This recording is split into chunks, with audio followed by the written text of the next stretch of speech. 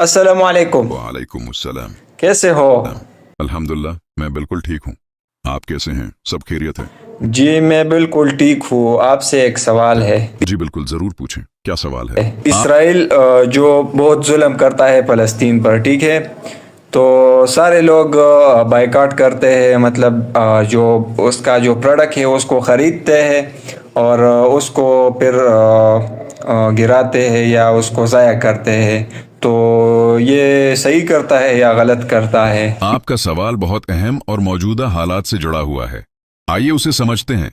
Boycott boycott का मतलब होता है किसी कंपनी, मुल्क या उसके मसनूआत को जानबूझकर न खरीदना ताकि इन पर माली दबाव डाला जा सके, जैसे कि इसराइली मसनूआत के खिलाफ बाईकाट, क्योंकि वो फिलिस्तीनियों पर जुल्म कर रहा है.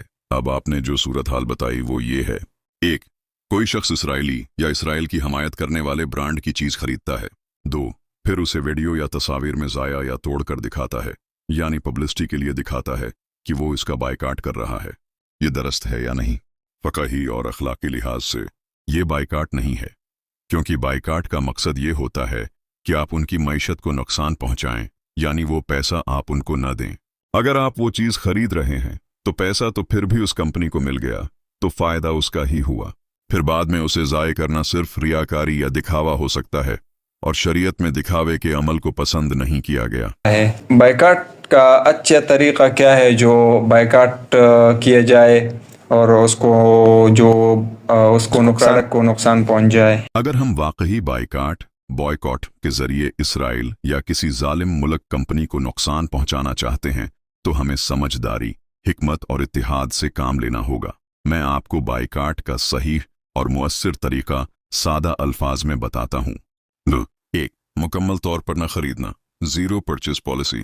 سب سے پہلا اور اہم قدم یہ ہے کہ اس کمپنی یا ملک کی پروڈکٹس بالکل نہ خریدیں. اگر ہم خریدیں گے ہی نہیں تو ان کو 1 روپیہ بھی نہیں جائے گا. یہی اصل بائیکاٹ ہے. 2. رسید دوسروں کو شعور دینا. ایجوکیٹ ادرس. صرف خود بائیکاٹ کرنا کافی نہیں. فیملی، دوست، سوشل میڈیا پر لوگوں کو بھی سمجھائیں کہ کیوں ہمیں ان چیزوں کا بائیکاٹ کرنا چاہیے، جیسے کوکا کولا، میکڈونلڈز، نیسلے، پوما وغیرہ.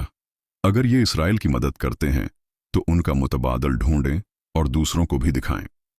3. متبادل برانڈز کو سپورٹ کرنا.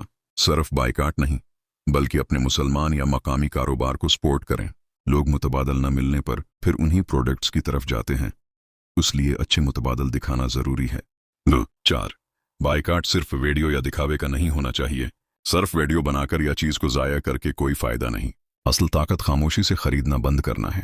جتنا زیادہ ہم ان سے خریدیں گے وہ اتنے مضبوط ہوں گے، جتنا ہم روکیں گے وہ کمزور ہوں گے. 5. بائیکاٹ لسٹ اپڈیٹ رکھیں.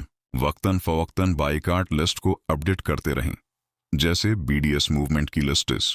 مثال کے طور پر Nestle, McDonald's, Starbucks, Puma, Hewlett Packard, AXA insurance. Disney بعض رپورٹس کے مطابق